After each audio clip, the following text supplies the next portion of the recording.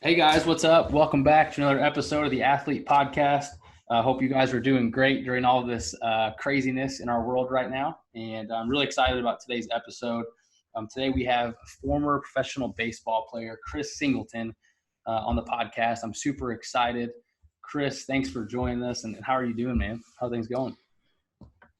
Thanks for having me, man. Things are going well. I've just been kicking it with the family and having a good time at the crib right now. Yeah, so you're doing a lot of like professional speaking and traveling the country, and something that we were just talking about is like no one's having events right now. Everything is kind of canceled in the world, and so I mean it's kind of crazy as a speaker to have that happen. So what's that been like, with all this downtime and everything? Man, honestly, it's been insane. So at first it was like 3 gigs that got postponed, and then it was four. And now it's up to 12 that have been postponed and canceled. So I'm like, yeah, it definitely got real. Yeah, seriously. I mean 2 weeks ago, everything was all normal, and then now everyone's freaking out, and so yeah, it's kind of crazy, but hopefully it'll get better here soon. And yeah, just kind of crazy times that we're living in. But what are you doing with all of your? I guess what are you doing to be intentional with your downtime? Because as us as speakers, we're traveling around a lot, and we have all this. Usually, our time's accounted for. What are some things that you're doing now with this time to kind of invest in yourself and other people around you? Yeah, well, first and foremost, being on the road a lot. I'm a husband, a father, and so I've been gone like a lot, and so it's been good that I've been able to be home and hang out with the family for one. So that's been good. Also, I work with a team in Charleston, and so with this team in Charleston, I work for a minor league team.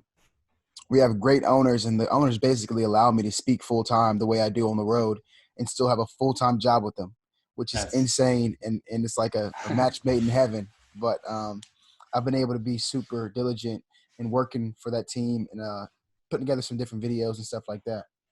That's awesome. Well, just for the sake of time, I really want to cut right to the story of kind of what we're going to talk about today, and a lot of your story. And so, for people that maybe aren't familiar with your background and a lot of your testimony and some of the things that you've been through in the last few years, if you don't mind sharing, on June 17th, 2015, if you could just share that story and kind of how your life has changed since that day, I think it'd be really helpful for listeners to hear that. Yeah, before that day, June 17, 2015, I personally was just an athlete. Only thing I wanted to do was two things. I wanted to get drafted and I wanted to buy my mom a Range Rover. Those are the only two things I wanted to do. And June 17th, that day changed my life forever. At my church, Mother Emanuel in downtown Charleston, it was a mass shooting, and it was a racially motivated mass shooting. And a guy walked in my church and he took 9 lives based on the color of their skin, hoping to start a race war. And my mom, Sharonda Singleton, was one of the victims. And so that day was obviously heartbreaking, me having to tell my 12-year-old brother, Caleb, my 15-year-old sister, Cameron, that our mom was gone forever. And it was because of the color of her skin. Was definitely heartbreaking, the toughest thing I've ever had to do in my life. And from that has sparked my mission of, love your neighbor and getting people of different races, different religions to live in harmony. So it all started from that day, June 17th, when my world was turned upside down. Mm.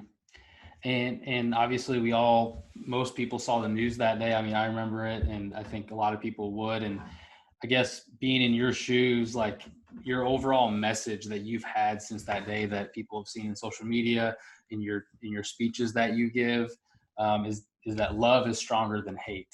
And it's such a powerful message. And what has inspired you, and how have you had the strength to even move forward with that message in light of what happened? Yeah, well, first and foremost, I have to say that I know for a fact that message was given to me from a higher power. I'm a believer myself. I believe that Jesus Christ hung on the cross and was crucified, dead and buried, and rose on the third day. And because of that faith, I know that God sent me that message to forgive my mother's killer. Because if you would have told me that I was going to forgive my mother's killer for taking her life because she was black, I would have said you were insane. There is no way in a million years I would ever do that. Mm. But when it happened, I knew that it wasn't just me, and this earth wasn't just it.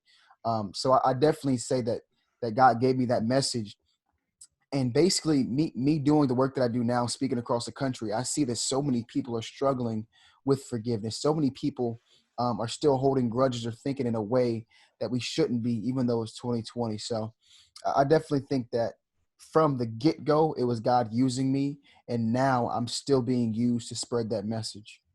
Wow, that's really humbling, and thanks for sharing that. And yeah, I've heard in some of your speeches that I've listened to, you talk about, in life, you know, life is 10% what happens to us in a lot of ways, and the other 90% is how we react in life, and kind of how you've lived that out.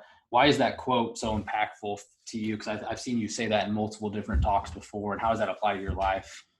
Yeah, man. Honestly, this one quote has changed my life forever. Like even to speaking in today's day and age, like with me getting those 12 speaking gigs canceled, like that's the 10% that I can't control, right? My 90% is gonna say, you know what, I'm gonna reach out to all my contacts and let them know I'm still, I want to still work with them in the future. I still care about them. In my life, getting released from the Cubs, still my 10%. I'm still gonna do something extraordinary with my 90. So literally, this quote of not allowing the things that I can't control to dictate my outcome of my life has unlocked everything for me. And that's why you can see me here smiling today, even though I probably lost a ton of money and a ton of influence I would have made speaking. But, I'm still blessed that I had that 90% that I can control. Yeah, I think that's huge because right now the 10%, like no one can really, for the most part, control this virus. I mean, and so it's the whole country is being impacted. Everyone's kind of probably not making as much money as they were hoping to at this time. And I think that's such a great point. Like that 90%, how am I going to react to what's in front of me in that way? And so hitting on the forgiveness point, watching the videos of you with your teammates, and when you kind of made that decision to forgive your mother's killer. I mean, that's unbelievable, what you showed and displayed and what you continue to. I'm guessing it has to be is it a continual process, or is it something that you're constantly just having to give that to God and kind of let go of that? Or was it a one and done thing, just for maybe people that are listening that have an issue in their life that they're not able to let go of? What has that been like for you now, even 5 years later? Yeah, I always say that forgiveness initially is a decision. And it's definitely a process, but you have to start somewhere. I think we can get caught up in thinking about how big the process of forgiveness is going to be and how much it hurts. And I understand that that's real pain. But I think initially you have to say to yourself, I'm going to forgive this person for doing this because it'll help me do whatever it's going to do. For me, I know holding that grudge of my mother being killed because of the color of her skin 24/7 was going to mean that I wasn't going to be able to sleep. I wasn't going to be able to eat. I was going to need revenge. And thinking like that gets you absolutely nowhere. At the time, I know that God set forgiveness on my heart. And I think it's a process of me, even to this day, still saying I choose to forgive because it frees me from that constant feeling of anxiety, the constant feeling of depression, of wanting revenge, of constant hatred. So I definitely think that it's a process, but you have to start somewhere. And I think you have to say it. Let the words come out of your mouth. I believe that that's very powerful. So yeah, that's where it was for me. And truly today, I'm still in that process. Absolutely. But I will And real quick, I yeah, want to share one more thing about that too, because yeah, as I speak at different places, they'll say, Chris, forgiveness is awesome, but there's no way you can forget. And I think that is completely true. You will never forget the pain that it caused. If it truly hurts you, you will never forget it. But you can forgive to move forward in your life. And that's mm, something that I think a lot of people don't realize. that's awesome. Thanks for sharing that. And I heard you say this. It might have been an interview or even one of your speeches. You had said that you truly believe that, if you could have looked your mother's killer in the eyes, before everything transpired, and gave him a hug and said, "I love you," you don't even believe this would have ever happened. And I guess what led you to say that? And also at some of your speeches, I've seen you, when you kind of open it up, you have everyone see someone that doesn't look like them and give them a hug and say, "I love you." And what does that come from? Yeah, man, I've been doing that for the last 4 years, man, about getting people to get awkward and get weird and give somebody a hug and tell them you love them. I personally believe, and I'm half crazy when I say this, but maybe if I would have been in like elementary school, middle school, high school, just being, who I am, just being Chris and being the person that I am. It doesn't matter what race you're part of, what religion you're a part of. I'm gonna be kind. I'm gonna be nice. I'm gonna be who I am, and I'm gonna be your friend. That's just who I am. I make friends very easily, and I truly believe, man, if I would have been, my mother's killer's friend in grade school, middle school, high school, I think there's no way he does what he did to my mom, and especially the reason why he did it, because of Mm, her skin color. I mm, think there's no way that happens. And as far as the thing that I do at every speech, man, it started as something I wanted to do something tangible at the time. I wanted people to actually do something that they could feel in the moment. And so I said, get up and give somebody a hug that looks different than you at this diversity conference, right? I did it there. And after that, I said, you know what? I want to do this every single time because some people have never heard I love you from somebody that doesn't look like them. mm. And that's real. It's 2020, but that's a fact. And so that's why I just keep doing it every single talk that I give. That's so cool. And my mom actually, she has a forgiveness ministry called the Forgiveness Project. She lives in Chicago. And I saw her do this demonstration. And what she did is she had this big bowl of water. And in this bowl, she filled the bowl she was speaking, and she had this whole bowl of water. It was full. And then she put in all these ping pong balls. And she started adding in these ping pong balls. And it started out with just a few, so it wasn't a big deal. And then she starts adding in more, and pretty soon she tries to it's a cool visual because she tries to then push these ping pong balls down in the water, but because she has so many of them, what starts happening is boom, boom, one ball flies out, another ball, and pretty soon she pushes down the water, and all of a sudden these ping pong balls are flying everywhere. And that always stuck with me. And she, like yourself, she's able to work with people and help them forgive people for maybe things that were said to them when they were 5 years old, and now they're still holding on to later in their life. What would you say to people who, kind of going off that analogy of, there might be someone listening right now that, whether it's in an abusive situation or someone wronged them, they just can't let go of that. um, can you speak to that and just the power of being able to let go and forgive and move past that situation, and maybe speak to that person right now that's listening that is like, no, I can't ever forgive that person for what they did to me. There's no way. Can you speak to that? Yeah, well, first, that is an awesome demonstration. And there's two things. I think first and foremost, people get it twisted. They think that if I forgive, it makes me weak. It makes me look like I submitted. It makes me look like I gave in, I threw in the towel. When in actuality, I believe that forgiving someone is the toughest thing you can do because it's easy to rebuttal, it's easy to react. Uh, but when you are able to forgive someone for doing you wrong, I think that's so incredibly powerful. We need to realize that we're doing it for ourselves, not for the other person. Because half of the time, the person that's wronged us may have forgot about it 5, 10 years ago, right? And we're the ones still carrying that Mm, grudge. We're the ones still hurt. We're the ones still looking for revenge when they're living their lives as if it never happened. mm, And so when we switch our minds to say, you know what, I'm forgiving for me, not for that other person, I think that's extremely powerful. And another thing we can do is something that I do myself. Like I said, we forgive, but we don't forget.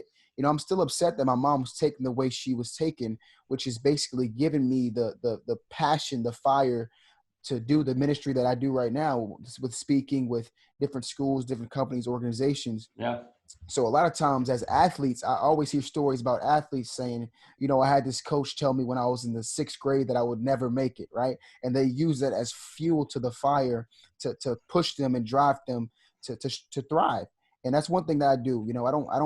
I forgive, but I don't forget. And so that remembrance of what happened to my mom pushes me in times where I may get jet lagged because it's my 6th flight in 7 days or whatever it may be, but it pushes me through all that.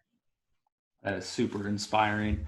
And wow, that's a great perspective. And I heard one of your speeches, you talked about, I think this is very applicable as well. You talked about a story about a starfish. Do you mind telling that story? Because I was really impacted when you shared that story. Yeah, man, this is one of my favorite stories I shared in middle schools, man. I love sharing this at middle schools, times where hormones are crazy, kids are wilding out in the audience. But it's a story about how each person can make a difference. Doesn't matter how big or small you are. And in the story, It's a kid and his father, and they lived on the beach their whole life, right? The kid grew up on the beach, and what happened was there was a hurricane. And I'm from South Carolina, so we know about hurricanes. And Right. so I'm from Charleston, where we have beaches left and right. And so it was a hurricane about 30, 35 feet. The waves got, and the waves came upon the shore, and they tore up their house, right? The kid lived there his whole life. It tore it up. His father had worked hard to build this house and tore up that house. And so they were walking along the beach, and there was thousands of starfish on this beach because they got washed upon the shore by the waves. The kid and his father are walking, and the kid picks up a starfish and he tosses it into the water because he knows, hey, if these starfish stay outside the water too long, they'll dry up and they'll die. And so what he does, he picks one up, tosses it into the water. He walks a little bit further. He picks another one up. He tosses it into the water. And his dad is obviously upset. So his dad stops him. He says, like, what are you doing, man? Like, he's like, there's thousands of starfish out here, and you're picking up one. You're tossing into the water. Do you really think what you're doing is making a difference? And the kid, he was respectful. Didn't really talk back to his dad. But this time he looked at his dad. He looked back down at the starfish. He picked one more up. He tossed into the water. He said, Dad, I bet I made a difference to that one. And I think as people, as athletes, as speakers, we do all these things not realizing that we can just change one person's life. It's all worth it. And so with me, I always speak about my pain that I've gone through in my life, and it gets tough at times. But if I can be that kid on the beach and, tossing one starfish in the water, saving one life, taking one person's mind and flipping it from being racist to accepting all cultures and all different demographics, then my job is done. So that's the story that I love to use. Thanks for sharing that. And I think a lot of people look at your life and maybe think, you've been through just like the pretty crazy situation, obviously in a very hard situation.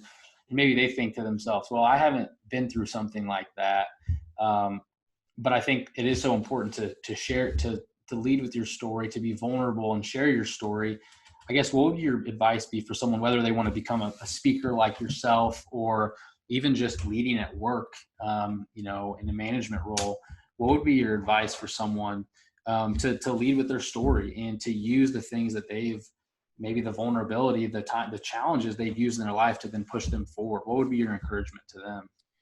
Well, I think first and foremost, you have to say, by me looking like I'm perfect doesn't make me look like a leader. It makes me look like a robot. It makes me look fake. It's a Right. facade. And so when I'm vulnerable and I share my story, people relate to that because, kids are going through different things. People in companies, they're not sharing their everyday life with their employees sometimes or their employer. And so by hearing me share, they say, man, this kid's been through so much, and he's still pushing, he's still trucking forward. And if he's gone through that, maybe I can do the same.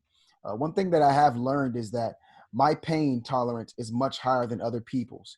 I've been through a lot, lost both of my parents before I was 21. And so something that may be minor to me is major for somebody else. And so I really had to flip my perspective and my thinking, saying, okay, to me, this may be minor, but to somebody else, this is the toughest thing they've ever been through in their lives. I think as leaders, as aspiring speakers, you have to realize, okay, this is who you are, but it may be different for somebody else that you're leading or you're speaking to. That's great. And for some people, if it's the first time they've ever heard your story, to them, it's brand new and it's like maybe one of the crazier things they've heard before. You able to forgive in that situation, but to you, 5 years later, you've told the story a lot of times, and so I think you're very right in that, like not losing the charisma, but not losing the passion of, hey, this is why I'm doing what I'm doing, and this is the mission that I'm on. And yeah, so thanks for sharing that. You created Love is Stronger Than Hate clothing brand. So you have your own clothes. What kind of, you seem like a creator, just someone that goes for it and creates things. What was kind of the inspiration behind that? Man, the inspiration came after I got drafted. I always want to be somebody that makes an impact off the field as well as on the field. And so after my junior season, I got drafted by the Cubs, and I was playing in the minor leagues. And I wanted to be known as somebody that just wasn't a baseball player. I had this message of loving your neighbor, of keeping my mom's legacy alive, not only on the field but off the field. And so I couldn't speak when I was playing ball. Like 8 months, 9 months out of the year, I wasn't doing any speaking engagements. So I said, I want to keep spreading this message while I'm playing. So the first year, I think we did like maybe 100 shirts. I just sold to family, friends, and then we kept building. And I think last year we sold close to 1,000 shirts. And so we've been able to keep growing it year after year, and it's been a lot. It's been really cool for me to see it grow in the manner that it's growing. That's so cool. And you have a nonprofit as well. And so tell us about your nonprofit. How can people, after now hearing your story, how can they get involved and kind of be part of what the change that you're making? Yeah, man, I do. So my nonprofit is the Chris Singleton Foundation, CSF. And what people can do is just go on my website, chrissingleton.com, and they can get all my information there. But the reason why I started this was I want to start a scholarship. I want to start a scholarship fund for my mother. She was an awesome track athlete and got to run track in college. And the only way she went to college was because of her athletics. And so I want to definitely bless somebody with two people with a scholarship that is going to run track in college or that has gone through adversity their senior year. The second reason why I do it is because I have a Love Your Neighbor baseball camp where I get kids from, Title I schools, kids from the most affluent schools to come out and play baseball. It doesn't matter if they speak English, Spanish, Portuguese, whatever, Mandarin, whatever it may be. I get those kids from all different communities out in the baseball field, and it's so diverse. And one thing is common, that they're learning and loving the game of baseball that has done so much for me. So those two things have sparked through my Chris Singleton Foundation. That's unreal. And I think we can all learn from you just the mentality of just going for it and just creating things and seeing that you probably didn't know where things were going to go when you started a clothing line, a nonprofit. You just jumped right in. And I think we can all learn from that for sure. So yeah, man, it's been great so far. I've been blessed. yeah, no, that's solid. And the last question I want to ask you, I ask every single guest this question. When you look back at the end of your life, whenever that is, when you look back at your life, what do you want people to say about Chris Singleton? That I'm going to answer this two ways. First and foremost, the reason why I'm so dedicated to doing so much now is because neither one of my parents got to see 50 years old. And, I go speak at these different companies and I tell them I'm 23 and they're flabbergasted. They're like, there's no way this guy's this young, but it's true. And so I always plan my life and try to set up things to where maybe I'm gone by 50. That's why I work so hard day in and day out with my family and with this speaking thing and with my ministry. So I definitely want people to say Chris was a hard worker. He poured everything out. And the second thing I want people to remember about me is that I was kind and I was loving to everybody. It doesn't matter who they are or when I met them in my life. I want them to say, you know what, that guy is genuine and he's a real deal. My favorite speaker in the world, his name is Inky Johnson. And he says the worst thing a person can be is a public success and a private failure. And so I want to be a public success and even more of a private success as well. Heck yeah, that's awesome, man. Well, thanks for that encouragement. Thank you so much for joining us. This has been awesome. And you keep making a difference. We're going to be following you. I'm going to put all your links in the show notes so people can connect with you, your nonprofit, your clothing line, and to bring you in to speak. So keep making a difference, man. And thanks so much for joining us. Thank you, man.